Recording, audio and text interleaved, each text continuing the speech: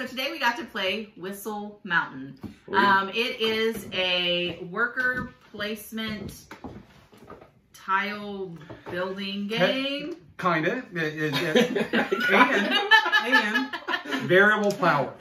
So Board Game Geek said variable powers as well. So, but tile placement and we know you've been waiting for it. We've been waiting for it too. It's been sitting on the table all week. Yeah. I just want to be able to eat at my table again. So that's the main thing.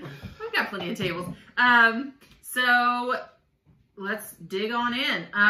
Overall arcing thing of the game is that basically you are building, I guess, a dam or something? Oh no, it's that basically you've got a mountain and it's the mountain is preparing to flood. Oh. So okay. you've got to build scaffolding to get your people to safety to a higher level. And also in the process, you're building machinery to presumably help you with your architectural design you're building. Or whatever. And for whatever reason, I guess these guys are like the Fraggles from Fraggle Rock. They just keep building and building. So, or was it the Dozers or the Fraggles? I think Fraggles, the Dozers are the ones that build. Okay. Fraggles are the ones that ate all the Dozers' work, right? Because they were jerks. Right. The Fraggles are jerks. They are jerks. Those Dozers were hardworking. Anyway. So I want to point out that I have no reference to what they're talking about right now. Shows you someone's age. You really missed out if you missed out on Fraggle missed out. Rock. Fraggle Rock was great. Yeah. Jim Henson. Hey, dance your cares away. Worries for another day. So again, you're trying to save your people by building scaffolding machines and buildings. There are special abilities with the cogs, just like in Whistle Stop from previous. There are Tetris pieces for the scaffolding. And that's about the only thing in common with Whistle Stop. Yeah, are these gears really? The gears. This is the common theme. And the actual whistle. And the whistles. But the whistles don't act anything like in the previous game. So really, it's just the same type of art, I think, and the cogs. Yeah. Yeah.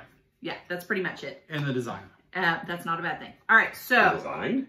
No. Designer. Oh, designer. And so throughout the game, you build different abilities and you try to save your people. So quality of pieces, it's okay. Yeah, I mean, the cardboard's pretty good. All of the pieces are these are fairly similar to what you got with Whistle Stop as far as these.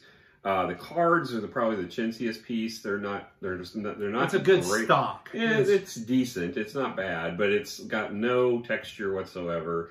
And these are going to get shuffled and played a lot, so you're going to want to sleeve them. I agree with that, but it's a good stock, though. Yeah, and then we also got these wooden pieces that, okay, these are kind of cool. I'm not going to lie. They represent different type of airships. And they basically take up 1, 2, or 3 spaces is the key thing. But this is the hot air balloon. Kind of looks like a light bulb, but it's a hot air balloon. This is the Goodyear blimp, or a blimp. Not to be confused with the Goodyear blimp, because that would be copyrighted. That's right. And then this is the dirigible. It's actually a dreadnought, I believe. This is what they call this one. And you place them on the board to take actions. You cannot place based off them, of adjacency. Adjacency. You can't place them on scaffolding, but you can place them on the engines that are built, the machines. But you have to play them within the machine. They cannot cross over. And then whatever it's adjacent to, you get to do those actions or get points or whatever. So we're talking about quality pieces, guys. Well, okay, back to the quality. See, I get distracted easily. We got some realistic resources, which is nice because that's usually not standard with a board game. So they are cut just to represent the shape and the color, so that is a bonus for it. Absolutely. And then you've got little bonus ribbons that you could get awarded. You got a bunch of token tiles. So score it, guys. There's a lot of bits, which are really nice. I'd give it an 8. Yeah, I would prefer there's pieces of it I absolutely hate. So one thing we didn't talk about is the victory points. I hate these. These are star-shaped, really chintzy cardboard victory points. When I get a copy of this, if I get a copy of this, I will be replacing these with my victory point chips because I am a snob. They're fine. They're fine. They're okay. But as far as the quality of it in general, I would say, an 8's probably fair. There's bits of it. The victory points are kind of annoying. I would prefer the gold wood really bothered me, so I'll swap those out for the metal woods from the Stonemaier set when we play.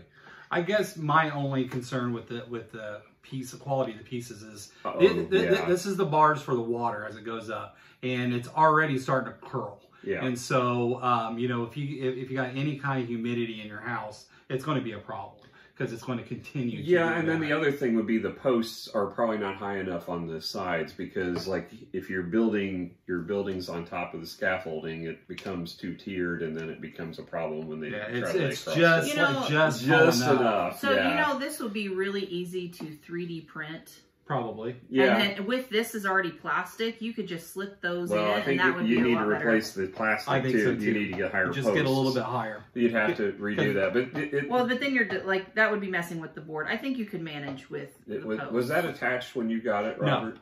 Oh, it wasn't. It was not attached. So you'd have to print exact size, but it would be possible, but it would take some work. Yeah, well, but the thing is I wouldn't necessarily have to do this thickness either, because if you have plastic, you don't necessarily have to have thickness, and so therefore I don't know if you would have to. Yeah. It'd be something to play with that I'm going to end up playing with. But honestly, I am fine with the Victory Point chips. I think if this was just a little bit thicker, maybe a little bit more rigid, and where it allowed for a little bit more space with the machines and the scaffolding underneath it, I would have given it a 9. It didn't really cause a problem. No, it didn't, but and it's so cool doing it. Yeah. So that's why it's still a high 8. But if it's, I don't like it curling. I'm just afraid that longer down the road, it'll get even worse unless you like put books on top of it or something to keep it flat. Yeah. Yeah. So I'd give it it's a solid 8 for me. What do you think? I already said 8. Yeah, you said 8. I said 8. You're the only one who hasn't spoken. That's because I feel like I'm being overruled, because I feel like it's a 7 because most of it is just cardboard. There is a lot of pieces though, and they're all functional. You're allowed to do a 7. Yes, I'm gonna give it a 7 because there's nothing like. The coolest thing is the airships, and they're not that cool. So you're now the hard grader. I'm not anymore. You are. Well, I just look at all the components that I could upgrade with my 3D printers. So you're just looking at it and saying, "Ooh, opportunity." No, ooh, I could fix something. I don't know.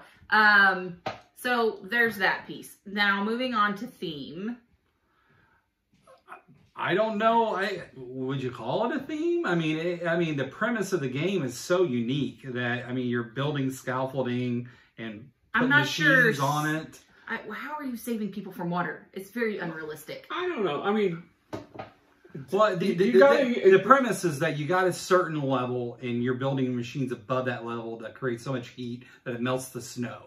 And so you're saying they create their own problem. They're creating their own problem. So the snow I can get behind that then. These people are blissfully unaware that they're creating until they start drowning. So they're really just like us. Exactly. Okay.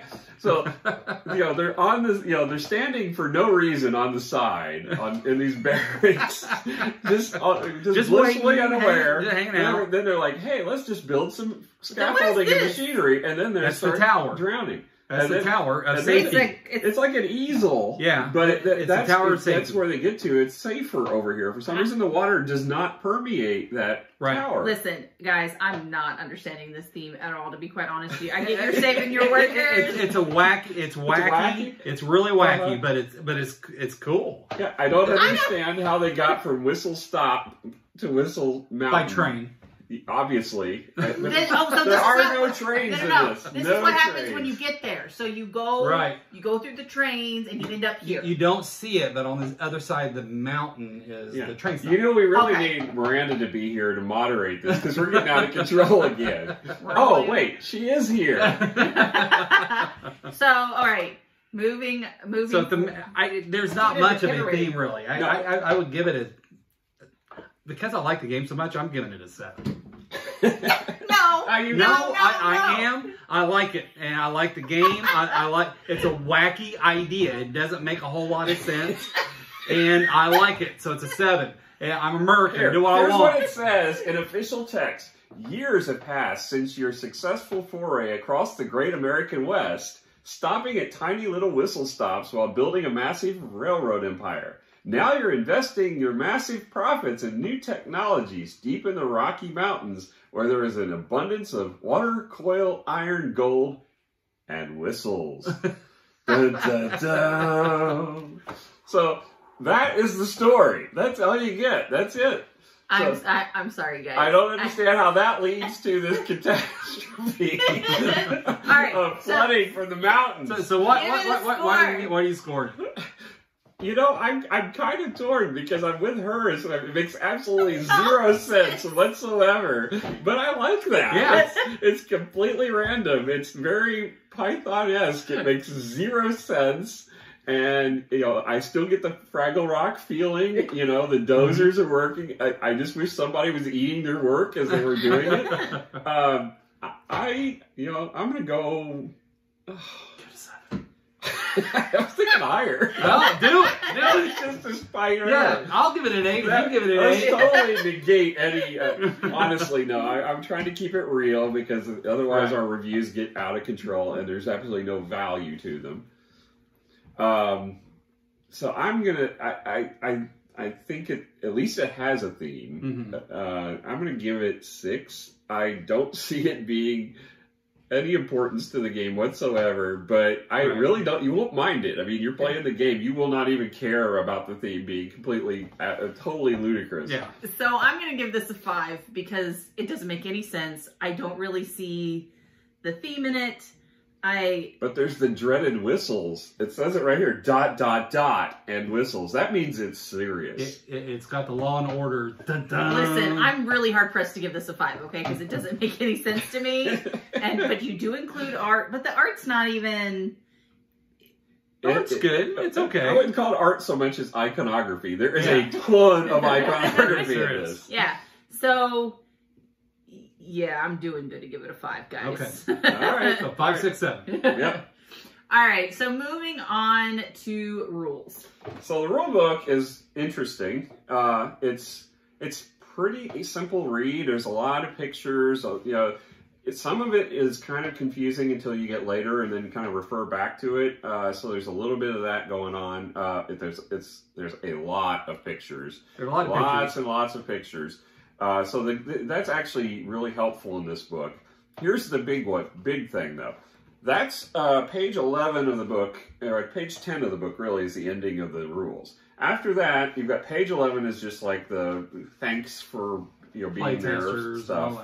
After that, you've got 12, 13, 14, 15, 16, 17, 18, 19, and 20 to page 20 of references material that you need for this book. And you need it. Because the first few plays, you're not going to know what these icons mean. There's so much iconography. This whole back sheet is icon reference, and that's just for the icons. But they don't. You put them together in different combinations, and you then have to go back to these to tell you what the cards mean, what does the card do, or what does the starting abilities do, what the upgrades do, what all 3 types of machines do. You're going to be flipping through this book a lot. So, but unlike some, though? But yeah, it's not hard to find it. Unlike some games where it's a bear to get through it, it wasn't on this. No, it wasn't hard to read, and that was with multiple interruptions for days apart. It wasn't something that was like you read it and then you forgot it. And the references were all at the end. Yes, you had to refer to them a lot. It would have been great if there was some way of doing cheat sheets. They weren't hidden. Right. You knew where to go each time. I think the only thing that I had to consistently keep looking up was the cards. I think with the machines, once I got used to it, the iconography was pretty self-explanatory on the machines. It's just the cards were... And some of the upgrades were a little confusing to me. Yeah. But for the most part, I'd say about 3/4 of the way, I wasn't using the rulebook a whole lot. Yeah. Yeah, I mean, it wasn't bad. I'm going to give it a 7 just because it's laid out a little confusing. And there is a ton of reference. It would have been good if they had some way of doing a cheat sheet for everyone, as opposed to definitely, or even if it's booklet. I mean, you can take the last 10 pages like and make little books did. So I mean, it would have added but I think it would have been worthwhile because otherwise you're passing this rule book all around the room and they'll get wore out. And then people will fold it backwards, and then I'll have to scold them, and there's all that. But you didn't care; it's my copy. No, I didn't care; it's your copy. So I was tossing it around the room, making paper airplanes Hard from to it. He still can't do it in someone else's game. So We are out of toilet paper, I think. what would you rate it? I said 7. Yeah, I think- 7. What about you? I agree, it's 7. I looked through it and I was able to find everything I needed very quickly. There's just a lot of it. Yeah. I trust your judgment because I didn't read, I didn't listen. You did one time. You looked at the book one time. I did because you You guys did. made me instead Yeah. of you. No. So next up is gameplay. This This is is where where it shines. I'm not gonna lie, guys. I loved this game. This had a little bit of Tetris going on, even if people left holes. What are you looking at me for? He's the one that you got yelled at for that. You did it too. Don't even play me. Okay, so it has a Tetris style to it. I love these type of puzzle games. I love the building mechanism. So you're building machines, the special abilities. Like there's so many different ways to get points. I absolutely loved it. The water coming up and doing stuff. There's a ton of tension in the game, which There is what is. I like. Mm-hmm. So there's tension in a couple different ways where you got the water built up, but you got other people blocking you and being able to get in your way, and then the water coming up behind that, you're like, oh, you figure out how to hurry up I mean, and get your people moved. Once you pass the bridge and building your machines, the game goes super quick. So it's almost like you got to prep for that moment, and then as soon as that happens, you've got to be able to fly out the gate and get it going. Yeah. So there is a tension, and there were a lot of rules that we that I specifically. Well, there's one rule that you forgot. It turns out if you pay attention while the rules are being read, or actually read the rules, you'll do much better in actually interpreting and understanding the rules, and you'll score better. One of the big scoring mechanisms is when you play a scaffold, every piece of scaffolding it's adjacent to, or machine, you get a point for each section. Someone forgot to do that for most of the game. That would be me. So that would be completely. Apparently, it was our fault that we didn't remind her, even though we had no idea when she was scoring it herself that she wasn't doing it. And we did tell her at the beginning of the game. And throughout the game, I think. I did it twice in the whole game. One at the very beginning and one at the very end when I realized. So I lost a lot of points, and I lost this game because of that. That is not necessarily the only reason. Dude, there was 10 tiles I placed, and they all fit. So I don't want to hear it. I think you would have you probably would have beaten me, but I don't know if you'd have beaten I'm pretty sure my brilliant strategies paid out. Yeah, no.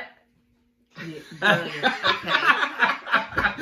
Either way, the thing is we all had a great time playing. Much fun. And one of the things we didn't mention so far is that each of you gets a variable player power, and these are really cool. This is actually kind of the coolest thing about the game. And they're powerful. And they're powerful, but it's also the thing that I'm most concerned about, that this might break the game. Yeah. Because we only played with 3, and there's a whole stack of them. But these 3 were evenly. They were all all good. Yeah. They were all good, but you never know. I mean, we haven't played with all these other ones. There could be some stinkers in there. And but so I don't think so. Well, at least I hope not. I hope not too. But I mean, we've seen other games that have that problem. But it did give me a feel of Marco Polo and how you would think it's broken, but everybody's but broken. the thing is that it's fun. I do too. It's but fun. The thing is that these really change how you play the game. I mean, each person we kind of played upon our own strength totally differently. Yeah, especially at the beginning. Yeah, I mean, I was going card strategy. You were going. You're getting the power up ability. Me, I was going the machine ability. Like it totally differentiated how we played the game, which made it awesome. Yeah. And so I think it could be the best thing about the game, but I'm also concerned, without playing through it more than one time, we could find out that it also has problems, kind of similar to what we faced with just looking at those, Tapestry. I've been looking at those and I feel like they should be fine. That's one we need to review. Tapestry's a good game. Yeah, that's one that's going to get mixed views. Awesome. Don't ruin it. All right, so score it. I'd give it a 9. There was absolutely no hesitation on that 9. No, I liked it that much. It's a 9. There's lots of. It's a 9 game. It's great. You know, I'm going to give it a 9 temporarily until we play it a few more times. I may go down on this one. I don't think it'll go up any higher. But I don't. No, I don't think I'm it'll concerned go up, that until we see this, I'm very concerned that we could see potential problems, because it seems really great with this first playthrough. but I'm afraid that we could run into issues. I don't know yet enough about it with playing one time. I'm going to give it a 9 for now, but I might revise my review after a few plays. So I'm going to say this. This is probably now in my top 5 games. Wow. If not top 10. It's too early to say. Yeah. I agree with Randy in that respect. I got to play it a few more times to say, like, this is not viticulture. I mean, it's not going to be viticulture. It's not going to be Puerto Rico. This beats viticulture for me. Oh, no way. And Puerto Rico for me. This will never come close to Battlestar for me, I can tell you that. No, but this is my kind of game. The building, I know the it is. I knew you'd like it. As soon as we started reading the rules, I'm like, I wish I backed this or supported this. The only thing is, remember when we got Whistle Stop out the first time, we all thought, oh, this is actually really cool. And we started playing it. And then after we played it for a few times, it kind of got old really quick. No, but this is different. I hope so. I hope there is a ton of replayability. I agree. There's a lot. With so many different The only thing we went through is the deck of cards for that's the only thing we went through. Everything that's because else, he did the pick I know, three. but even then, I think we went through it a couple times. I think we still would have went through the cards. But everything else, whether the machines, the player powers, we've only seen maybe half to 2/3 of what's in this game. And the thing is they did release an expansion for Whistle Stop, so I'm hoping they release more for this as well, because that'll add more playability to this. But I mean, for what I don't know what the cost of the game is, but it was definitely well worth the money on this investment. Oh, for sure. Yeah. So I'm going to give this guys a 10 because it is now one of my favorite games. Now, 6 months from now, ask me again because, again, there's some playability factor, but this hits all my little checkbox that I like to see in a game, and it's there. And it's light enough that I know my mom and my dad can play. Is it one of those heavy sinkers that sometimes we like to play? I don't think it's that light.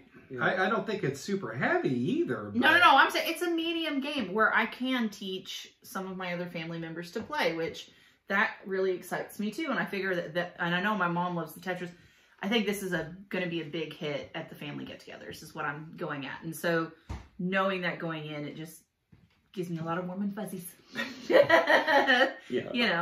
I mean, I know you like engine builders, and I like point salads, and there's a lot of the point salad in this game too. So it's a lot of the things that we both like, and that's when I was reading. I was like, I as soon as I started reading the rules, I'm like, I know we're gonna like this game. And it was before we even tried it, and then as we sat down, I felt you were even a little skeptical when you sat down. But I was like, okay, let's do this. But as we're playing it, I'm digging it. I'm digging it hard.